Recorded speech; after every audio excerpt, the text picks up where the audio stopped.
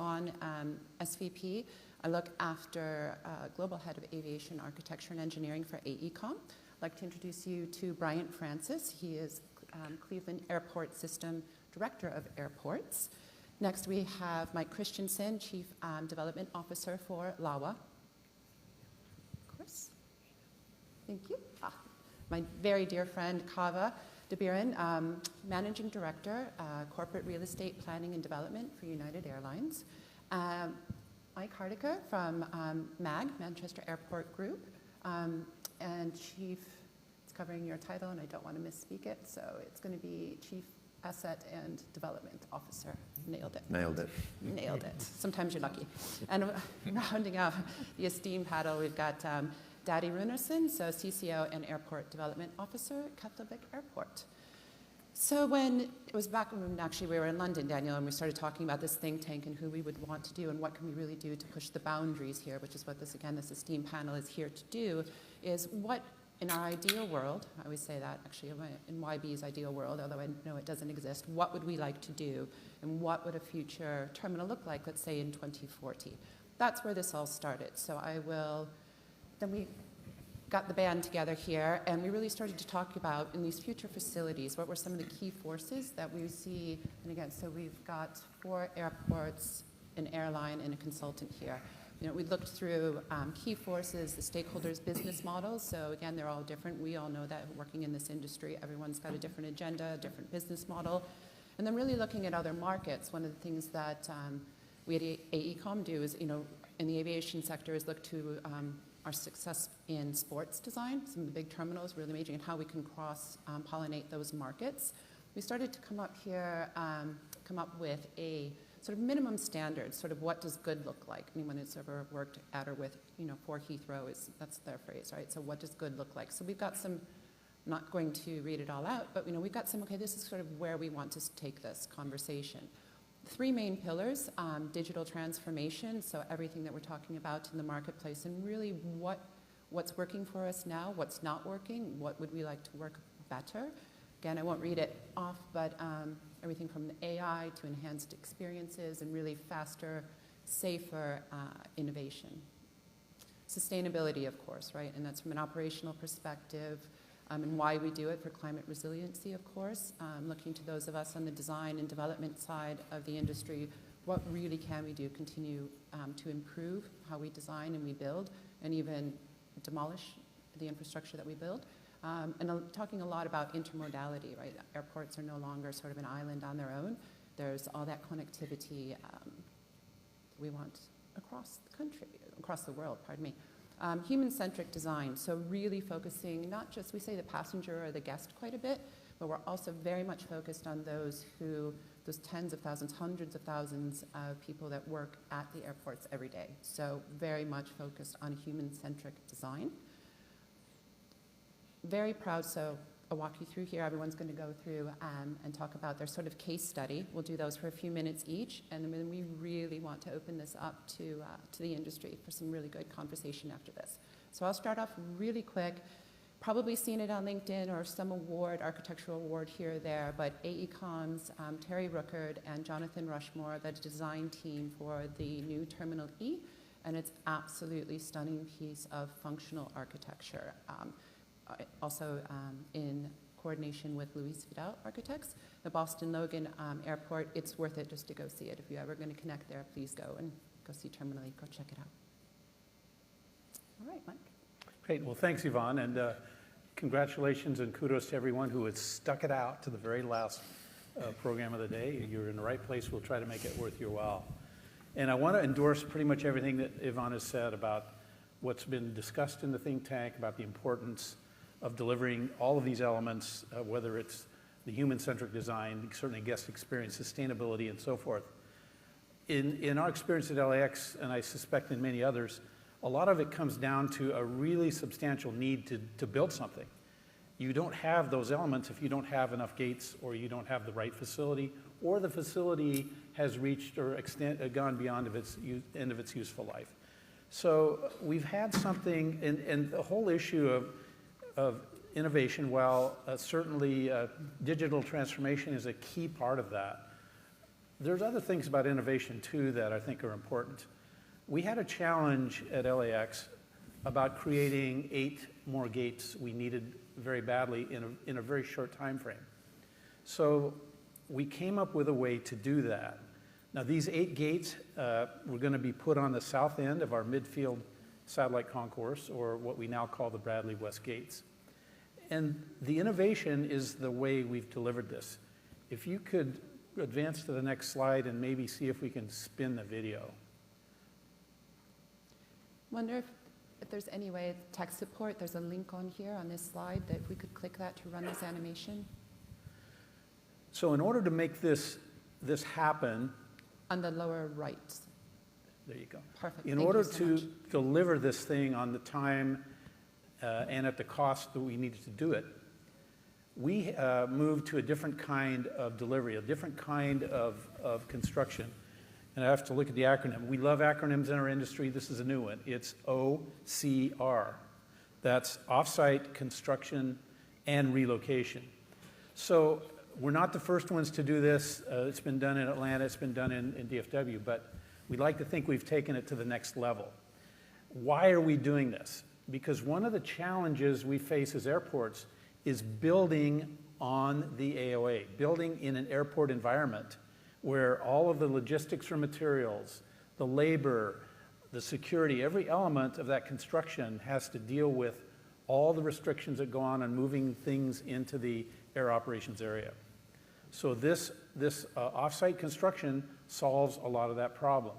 We're able to create an area adjacent to the airfield, and that's where we build these units. In this particular case, we have a 150,000 square foot terminal, and we're going to build it in 9 pieces. And those pieces are all going to be movable.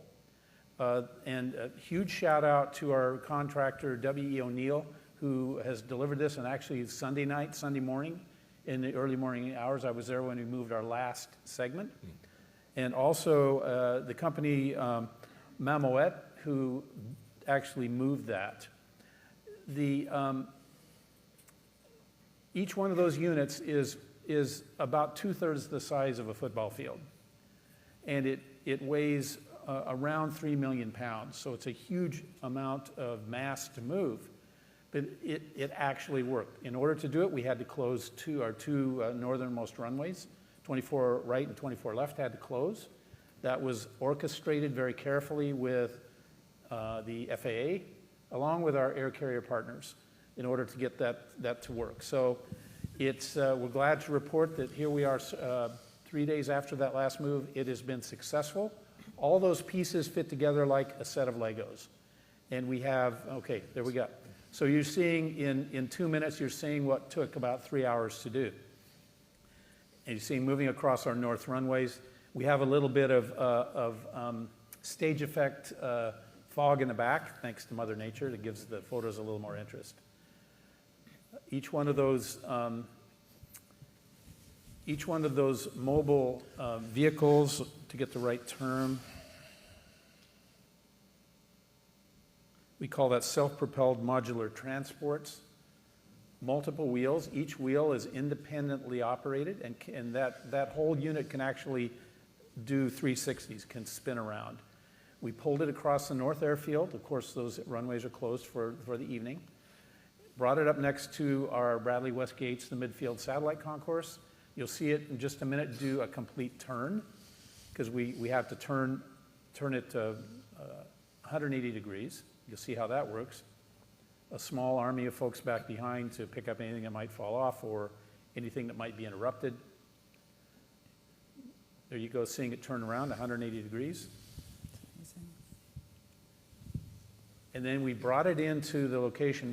One of the things that we did here was we did all the prep work, the foundations and all the work that had to be done in order to land these, was done in advance. But it was in parallel with the construction of the actual units. So you were able to save time. It's about a 25% savings in cost, and we saved about half of a year in the construction. So a huge amount of benefit to doing this. So once again, things that need to be done, how can we do them better?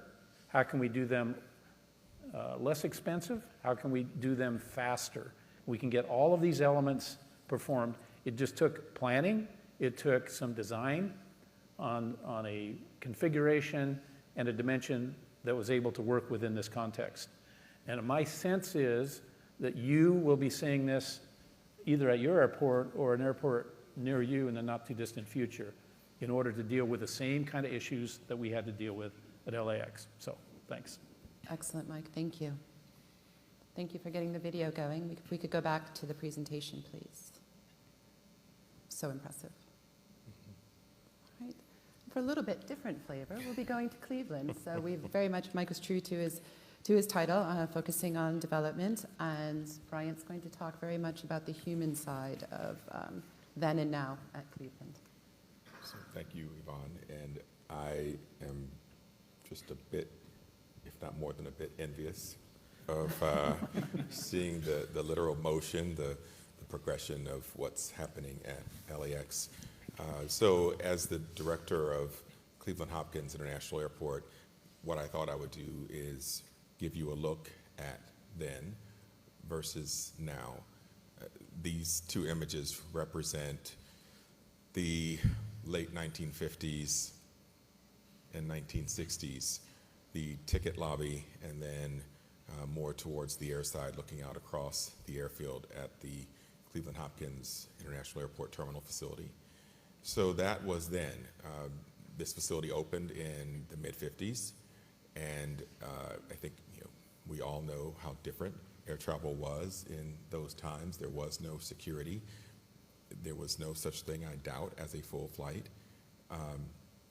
It was a regulated industry, and so you had fewer passengers coming through the facility and fewer flights, and just no real congestion, and that's essentially what is represented in those two images. Our head house today, so ticketing, baggage claim, and what a difference. Ticketing, baggage claim, and security screening elements in our head house. That facility has essentially remained the same scale, the same square footage since it opened in the mid-1950s. So these two images were taken this past summer, and what has essentially occurred in Cleveland is we've gone from a hub operation. It was a smaller hub, but it was a hub, Continental Airlines, and then through the merger with United became a United hub, and that hub was closed in 2014. So during the height of the hub days, about 65% to 70% of the passengers were simply connecting. So they were only interested in the air side. They knew nothing of the land side. The roadways, the parking, the head house, none of that meant a thing to them. It was just getting from gate to gate, plane to plane, in and out. So with the end of the hub and the rebuilding of the passenger activity, that came through the local market. And so fast forward 10 years beyond the end of the hub, and we now are seeing total passenger activity levels that are reminiscent of the 2008, 2009 era of the hub. But the difference is that now 100% of those passengers are local.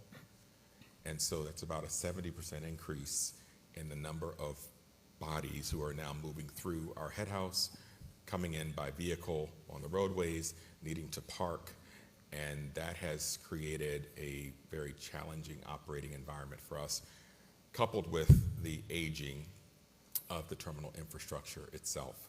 So what we are looking to do, quite frankly, this is my first time at FTE, Daniel, thank you.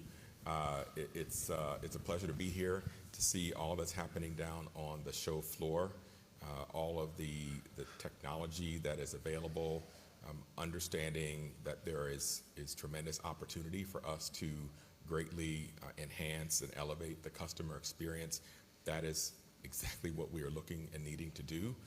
I believe that those in our market, whether they are residents or visitors, deserve more, deserve better, and we're just very limited in what we can bring, quite frankly, into this facility. So we're working very closely with our airline partners on a plan, a go-forward plan which we are currently terming the Terminal Modernization Development Program.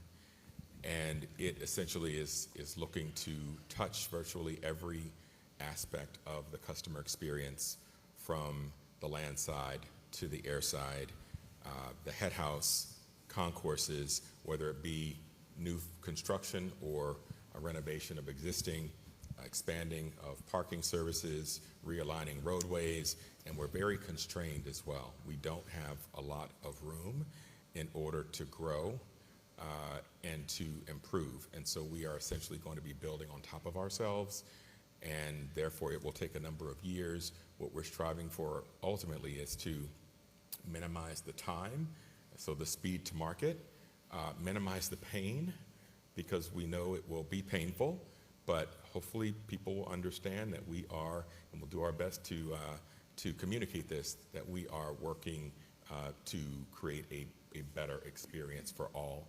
And that will take us some time, and it will be a difficult undertaking, but it will be worth it ultimately. So that's what's happening in Cleveland. The forecast is for passenger activity to continue to grow, and so we are not going to be ready in time for really what is needed today. It will take a number of years.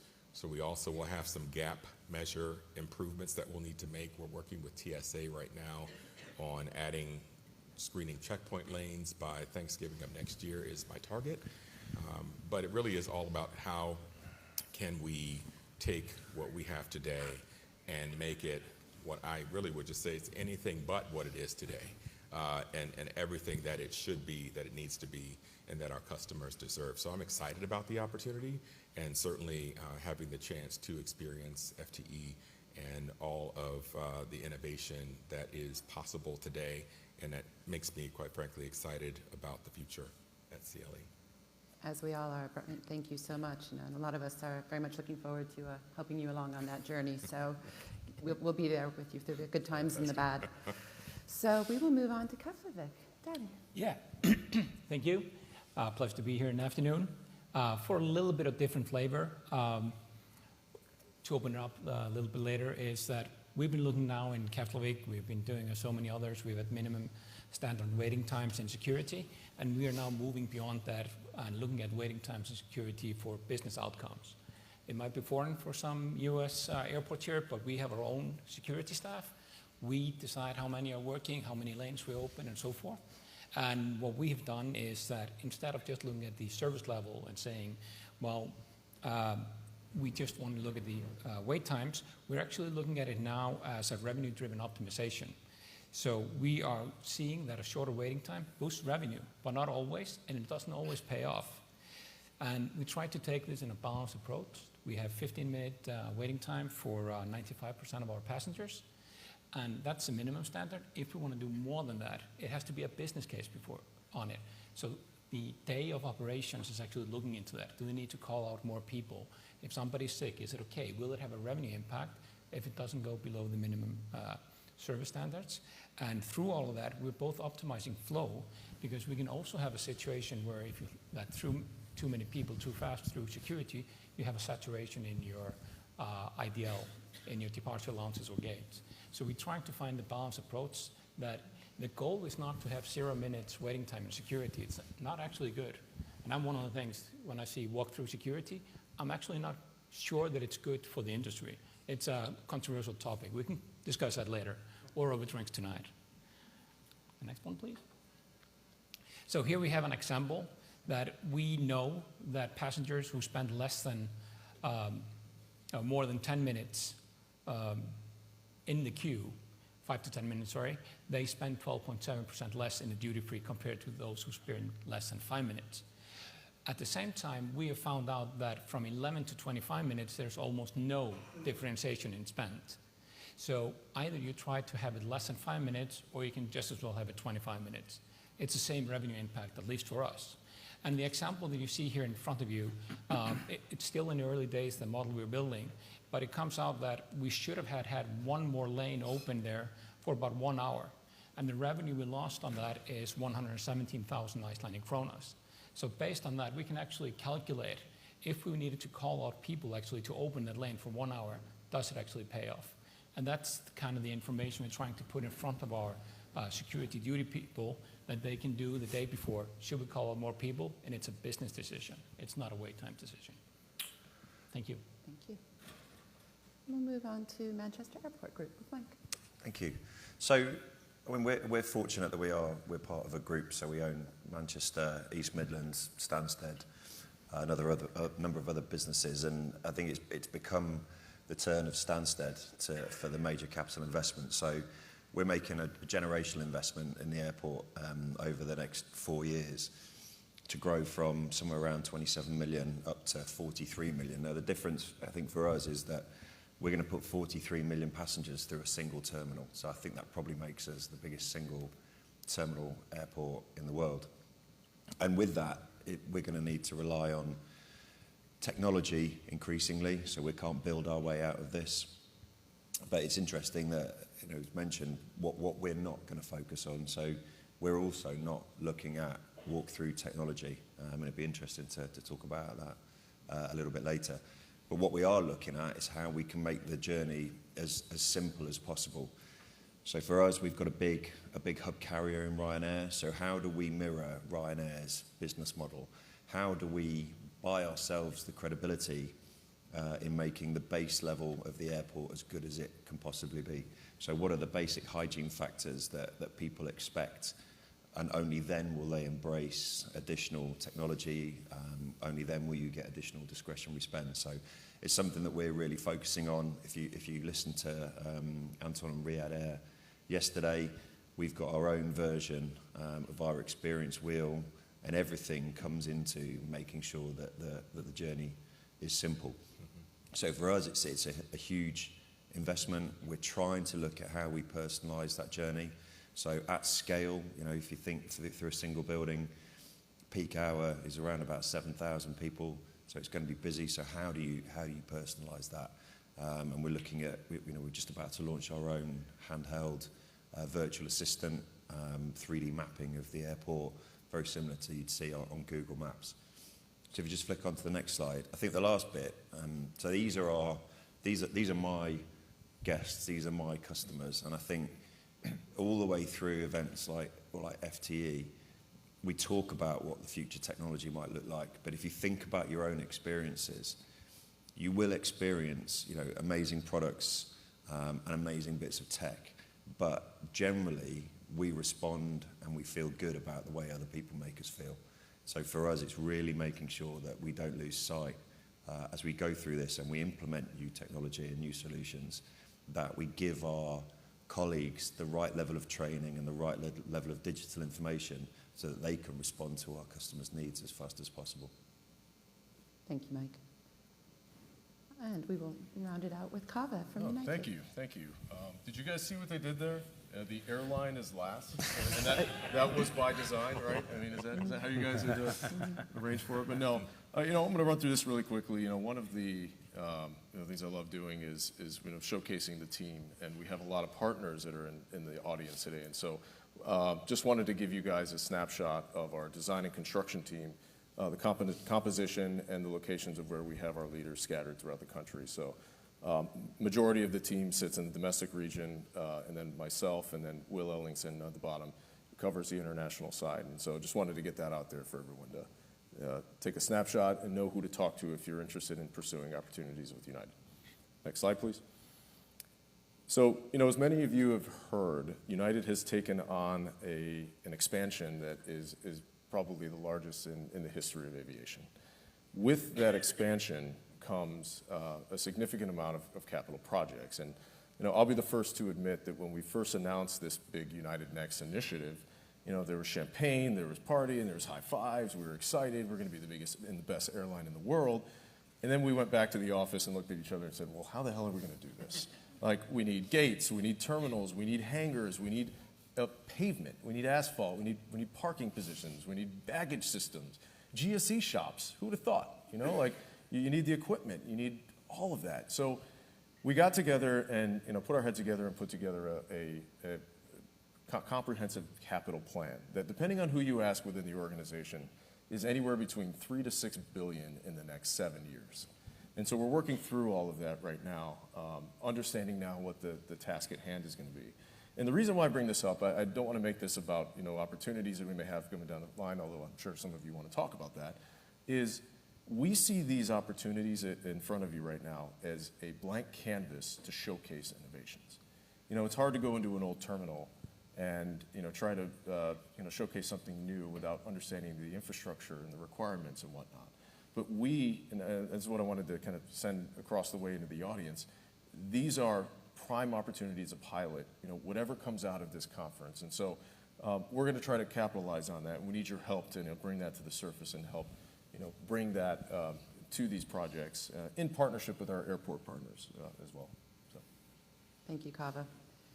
All right, so, and again, this is just the tip of the iceberg. We enjoy doing this. We have our weekly conversations and don't know what it's going to look like in the future, but we do want to continue this conversation. So as Daniel said, it started out as a think tank, and it was fascinating to hear, you've been to one airport, you've been to one airport, the same kit of parts, but they're different, right? They're different stages where they're on in the game, what they need, what they're able to do, and really learning from one another. And again, Daniel, thank you for the opportunity for FTE to be able to do that and bring us all together here. But for this particular panel, sort of how we distilled it down to is sort of the current trends and challenges, because again, as much as we wanted to come up with this beautiful futuristic picture of what a terminal would look like in 2040, we're all very much based in reality, right? There's the reality of operating the airport whilst you're building it, whilst you're designing it, and its funding and everything else. So for the trends, again, you'll see it here on the screen, and hopefully these will sort of nudge or trigger some questions from the audience. Again, the pillars of technology, sustainability, and the guest experience. And then, of course, our challenges. And again, we're all experiencing them slightly differently, whether we're the passenger, we're working at the airport, working for the airline, or in any one of Mike's guest lists that he's got. So, the infrastructure, the economic viability, and then, of course, paramount safety and security. So we'll open it up. We've got about 15 minutes if there's any questions from anyone from the audience. I know a lot of you, and you're not shy, so I'll start calling on names. Ryan, any baggage questions?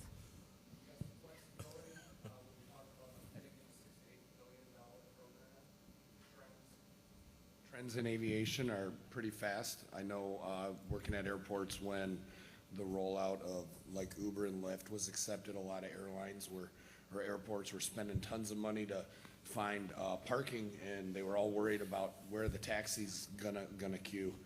When you're putting in like $6-8 billion program, how do you keep some flexibility to adapt to the trends without, like, how do you commit without committing, I guess is my question, or staying flexible? Is that?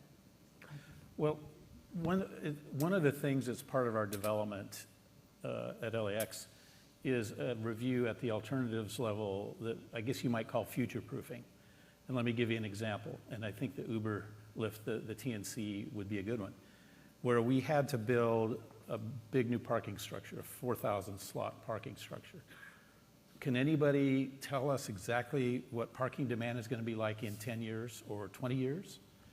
Nobody can. So one of the ideas that came out of the architectural team was, how about if you multi-purpose that parking structure? So the entire bottom floor of that parking structure is built to a template that you can actually put something else in there.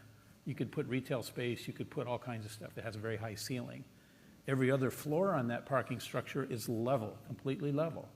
So you could actually repurpose some of them. So I think that as we're developing new infrastructure at our airport, the future-proofing element is a key element in that progression. Thank you, Mike. Anyone else? I've got a question. Stu Garrett with Burns McDonnell. Can you speak to the challenges that you face when you think about enormous sporting events like Formula One, sports teams, FIFA World Cup, the Olympics, all of those things that happen that take years to plan, they happen in a few days and they're over, and you're still left with the impact of what it did to you. Can you think about, can you comment on how a think tank can help airports of all sizes deal with discrete events like that that are so overwhelming or impactful?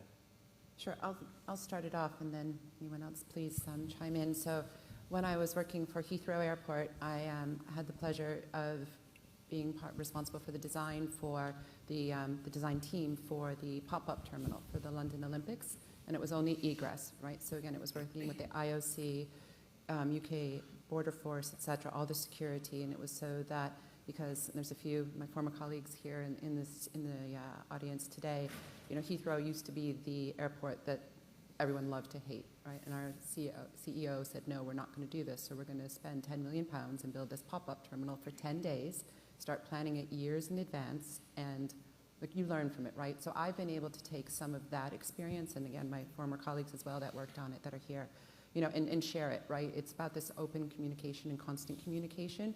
We've shared some other examples here as we were getting ready for this think tank. For the sports in particular, one of the things that I find interesting is that they're using technology to be much more predictive than we are as an industry, right? It's a good challenge to us. So they know when the game's going to start. We know when aircraft is going to depart and arrive as well. But there's more that we can do to actually act on that data. As Stu, you're the big Internet things and data guy, right? So it's how can we plan and adjust, not just sit there and let it happen to us, whether it's the day-to-day operations or, Mike, you've got a couple of World Cups coming soon and a small thing called the Olympics, so. Yeah, we have a couple of small events that'll be occurring in Los Angeles. So you're the one to turn it over to, for sure. Well, you know, and I think to Yvonne's point, you know, I was privileged to be one of 4 teams we put together from LAX to CDG, and a huge shout out to CDG and their operators, ADP, for hosting us during the Olympics and Paralympics. And we spent a lot of time camping out at the airport. I kind of felt like Tom Hanks for a while. But we were looking very closely, and one of the takeaways from us, and they did a phenomenal job. CDG did a phenomenal job at Paris for the Paris Olympics and Paralympics. But it was the IT side, and it was the ability for that airport to know exactly who was going to be on exactly which flight, do it exactly which time, and who had to be met and who had to be credentialed, who had to go through accreditation. So the other thing that was important on these events was just a lot of communications. Events like this, reaching out to the other airports, and we were fortunate to be in an industry where we share lessons learned, and that's tremendously powerful. We need to take advantage of that because we're not we're not the first airport to do it. We've talked to friends. We've got a few in the audience that we've talked to on the Heathrow experience, along with these other airports. So it's sharing information, but technology is a big part of it. Absolutely. Yeah, I'd like to add that question often is directed at airports, right? You know, because they're the ones responsible for bringing in the passengers and handling the traffic. There is an enormous amount of coordination that happens between the airline operators and the airports as well. And so there's ways to mitigate the volume that comes through that facility. And so I think, you know, immediately people look to, okay, what do we do with the built environment? Do we build more of this? Do we build less of that? Do we tweak that? But the operational side, I'm sure you'd agree, that the coordination that happens between the airlines and the airport do play a big part of it. And there's stuff that we could do internally from an airline perspective that could help alleviate some of the stresses that you would normally see in an event like that. And I can also maybe add to that is that we as an aviation community, we're good at operations. Usually my 2 biggest days are in the summer and just before Christmas. They usually go perfect because I know they're going to be huge. Everybody's on their feet. Everybody's planning, coordinating. It's the days that we didn't expect to be big, the day after bad weather or something. And that's, I think, we should focus on saying, okay, how can we do that? And also during those biggest days, how can we look at it like a concert and keep the entertainment and experience to high levels? But in general, I think we're good at, pushing people through. We can do that. I don't just think we do it with a good experience like sports do or big concerts. I think, Stu, another thing about that in the sports, and it's something, you know, opening it up to everyone here, is when you're going to a large stadium for a sporting event or a concert, right, you're going there for the same experience, and there's that sense of community.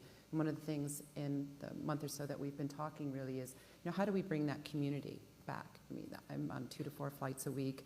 I see people, that I know regularly now at, always at the airports, and then you see others, people who've never flown before, and families and all those groups, again, that Mike showed, and it's like, how do we bring that humanity back to it, and that human-centric aspect of design? And I think Mike's point about looking at why people travel, how often they travel, really can help us from a design, development, and the operation of our facilities. And Yvonne, I was just thinking about, we had some really interesting conversations about the 2040 piece, which I think would be good for us to dive into and share some of those conversations.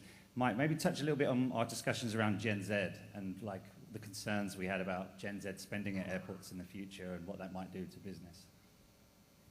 Yeah, I mean, I think that the traditional business model of, for an airport of get them in, lock them in, and keep them there for as long as you possibly can is I think that's pretty much over. They look at the way that my kids shop. They wouldn't dream of going to an outlet to do it, and I think they also tie their spend to businesses that share their values. So I think we really are having to rethink how we operate as a retailer. A significant part of all of our business, if you're in the airport business here, comes through that retail offering. So we are having to think about ways in which we can interact earlier with our customer base. Not just from the point of view of waiting until you get to the airport. How can we share some of our data and share some of our knowledge? I think the zero-sum game conversation and debate that's hopefully over now about whose customer the individual is, whether it's the airline or the airport, is over. And I think now collating that data, sharing that data so that as a sector we can get maximum value, it is going to have to change. And things like delivery to your seat are going to be the norm. Because people generally aren't shopping in the same way that they have done. So we are going to have to think about it as an industry. Yeah. And I think I maybe can add to that, Daniel, if it's okay, that I so agree with you, Mike, and I think this is spot on. And I think a lot of airports need to look inwards now and say, okay, what is my aspirations to the future? Do I actually want to go and become a bus stop or a metro station where people are just moving fast through to the plane, and that's my business? And I'll leave all the experience, fancy concierge restaurants and all that out of it, because that's not my business. I'm moving people. Or you need to go full force into literally becoming a theme park. Just going to Universal with my daughter last week and going to the new Mario Kart. I don't know if you've seen videos of it. It's absolutely insane. You're sitting in a car with imaginary guns shooting the game. And it's like you're riding in a video game. That's theme parks taking it to Gen Z. It's still fun to go to the theme park. They're not at home doing a video game. We need to become either a bus stop or a theme park, in my view. Yeah. And we had a lot of conversations really about trying to bring so many things in from other sectors. That was like a really key theme, wasn't it? Maybe you guys want to touch upon some of those elements that you thought was things we really should be stealing. Why not steal, right? Yeah, I mean, it's interesting the point about sport. I think we can learn an awful lot from how big stadiums manage large volumes of people. But in a previous organisation, we did a lot of work with Formula One to look at predictive analytics. So from a race perspective, when circumstances change, they can use the data to change the way that the car stops, and the regularity with which a car stops. We can do the same. We know what time an aircraft is taken off. If it encounters bad weather on the way, we should be able to run that data through our own internal systems to show what the impact on the ground is going to be. But it's often, I think we don't necessarily react very well, and it occasionally comes as a surprise when an aircraft's coming in late, and then we react when the situations happen. So certainly taking some of the best of the predictive analytics out of things like Formula One certainly are going to benefit us, particularly as we all become more space constrained. Yeah. And maybe it's good for the audience to hear, I challenged the panel about, do we think by 2040 we'll have a walk-through airport experience? Will you walk in, never stop, get on the gate at the right time? And you guys kind of thought that it will be like walk onto the plane with, like, tell you that we just don't think security will ever be a walkthrough experience by 2040, right? So I think what we felt was that, well, what I was saying at least was, it appears as though the travel experience will be moving in that direction. Obviously, you're talking about globally.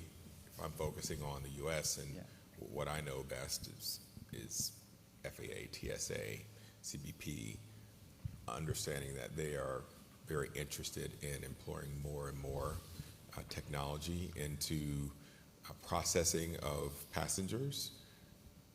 But what I recall saying is that, how far down will that go if they do implement sort of a walkthrough technology? Will it happen at some of the biggest airports first? What about the smallest ones? So you may have an imbalanced experience. I guess you can have that in some ways today also. But that was one question I had, was how far does it trickle down? Will it really be across all airports with that technology? And I think there were others who thought that maybe it shouldn't go all the way in that direction. But I think also when you're talking about government, how quickly government can move in certain ways, that also can inform on how long it may take to even begin implementation of something along the lines of this type of technology being put into use for the passenger screening process. We've been talking about this ever since Total Recall came out, and that's it. But I wonder if we're applying technology and a solution to an issue that our passengers aren't necessarily facing.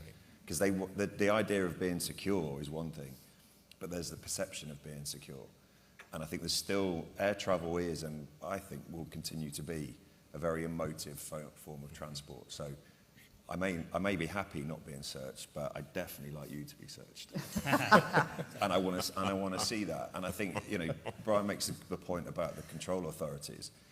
I think, if we built it today and the technology exists, on the floor underneath, you'd have to have all the old kit. And we've seen that with liquids and gels. The control authorities really need to drive this, not the airports. Because the minute something happens and you have to turn it off, we have to revert back to the technology that we've been using for years. So I think there's an awful long way to go. And if we were to put our energies as a sector, I wouldn't necessarily, from my perspective, I wouldn't want to fix that one. There's so much else that I think we would go at first. And maybe, again, because you mentioned it before, if there's a walkthrough security, do we want that as airports at least? I know the airlines probably want it. But wouldn't we just turn it into a train station? Why would anybody come 2 or 3 hours before, spend time there, money? Why are we building it now with great architecture and spending time on the passenger experience if we're going to turn it into a train station? If we believe that as an industry, we're building the wrong kind of terminals today. So, Daniel, it's the end of our 45 minutes, but I would like to end on one note with a question that I've got. Maybe we'll just go down the line with a sentence or two from everyone on the panel. People that asked about this panel, will we be talking about eVTOLs and AAM, talking about the future of transportation, air transport? So, Daddy, we'll start with you. From everyone's perspective, just a quick sort of to the audience, eVTOL, AAM, what are your personal thoughts or the airport's vision? When it came out in the beginning, we were really excited. Big country, Iceland, move people fast to and from with eVTOLs and stuff like that. And then you're starting now to see that the cost of it per mile is similar to a helicopter, and technology trying to take it down. So to me, again, it reminds me a little bit of technology that's looking for a problem rather than a solution. So we started looking into it, but we've kind of looked away from it and say, okay, I want somebody else to spend money on it and think about it, because I'm not convinced that it's going to be introduced in a mass scale around the airport environment in the next 10 years. Interesting, thank you. Mike? I think it's probably relevant for FTE 2074. But it's the Who might be retired by then. the barriers to entry are far too high. I think the cost is prohibitive, and with like all new technology, it will only be embraced once the barrier to entry is applicable to the majority of the population. Thank you, Mike. Kava. I might be a bit more optimistic than my my partners out here. I mean, as you know, United is a big proponent and advocate. We're throwing resources, we're throwing money, dollars at it. I think there is a role that it plays, but just like any new technology, to your point, we've got to find the niche and we've got to make it cost effective and overcome some of the regulatory barriers that we see out there. But again, I don't have a date or a crystal ball for that matter, but I do think that it does have a place. We just need to understand what that place is. Mike. Waiting to see the business case. Really would like to see how that would fit. Until then, we're just going to wait. Good answer. Brian. So watching it very, very closely, but logistics are going to be interesting. In the U.S., regulation, not there yet. And again, I think it will, if and when it does come, on what level, how far does it reach? Is it just for the largest metropolitan areas to overfly the congestion on the ground? Packages, we know that there's an effort going in that direction, but from a passenger perspective, it hasn't been tested yet. And so I think airports are likely to watch it closely, but how far we go in advanced planning, I think it's a wait-and-see approach for many. Very reasonable. From a design perspective and a planning perspective, I know enough to be dangerous, so if anyone wants to know more, I can share. Some of my AECOM colleagues are here, but we've had a few people for a couple of years now that have been leading the eVTOL AAM sort of push, and we've had design competitions with our U.S. Architecture design studios and our European design studios, and some, to Daddy's point about the beautiful architecture, some stunning designs. Not sure where they're going to go yet, and we've had some developers that are interested, and I'm learning more about the aircraft itself. So again, enough to be dangerous on that one. Contact me if you'd like to know more. And thank you all. Really appreciate it. It was wonderful. Thank you to my lovely panel. I'm not going to let you finish there, actually. And maybe a nice point to wrap up. We said when we did this, like, if there was someone in the audience who's now going to go out of this room and design a new facility, how would they think about things differently? So maybe just as a quick takeaway, like for each of you, like what would the one word or one sentence about how you'd like people to think about future airport development? Daddy, for you first. To me, it's a key that you have your aspirations set. What do you want to become? Yeah. And be sure about that. Get your strategy. Start building the terminal after that. But be sure what you want to be. Good point. Mike? Get the basics right. I think there are too many instances where we've got fabulous technology and perceived experiences, but you can't access the restrooms, there's nowhere to sit. So buy yourself the credibility to allow yourself to bolt on the extras. Yeah. Kava? We'd say build flexibility into the built environment, create dynamic spaces, decommoditize the passenger experience. I feel like we've gotten way too far to the commoditization of it. And then last but not least, just keep in mind the customer and keep in mind, I'm going to say this, the finances that are associated with these innovations, because at the end of the day, we are a for-profit organization and we can have high aspirations, but if we can't ground ourselves within the context of finances and the scale at which we do these, they're just going to go away and fizzle, going back to the business case that we talked about. Very good. Mike? Guest experience, of course, is key, but in essence, form follows function. And it needs to be efficient, and it needs to be flexible. Very good. Brian? So I think on a slide that I submitted, I said for Cleveland it was efficiency, deficiency. So that word is very, very important to me as well. I think smoothing things out so that there aren't as many peaks and valleys in the customer experience is important to the extent that you can. Just one thing to consider in planning and designing future facilities. Yvonne?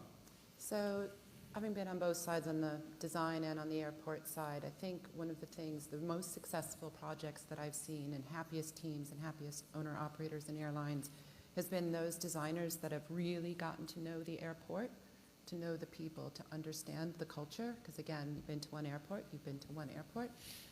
Some stakeholder management, stakeholder understanding and respect is so key to understand what they want. You're not going to be able to give everybody all they want all the time, but again, to have that conversation, and then not only do you learn from the stakeholders, and again, it's the airports, the airlines, and the other business, airport business partners that are there. And another session that I'd love to do, Daniel, you know, that the city, right, the Aerotropolis, the airport city, right? This would be a great panel to do that one with as well, because there's so much going on. And once you get those stakeholders talking, we as designers and architects, planners and engineers, we don't have all the answers. Sometimes we think we can, you know, we can do it. But when you get those stakeholders bouncing off one another, right, and hopefully helping your friends at the airport bring the airlines along as well, and the other stakeholders, you know, there's that respect that gets built. And then when you do go back to the office and to your design teams and you're sharing what it is, they've got, they know what they want, right? There's a reason for it. It's not just a change or a late add. And I would add experiences, you know, like let's really lean into creating some great experiences. I wouldn't be worried about about security cues, right? Let's just get them into a place where they want to be. And let's show, like, really lean into the sense of place.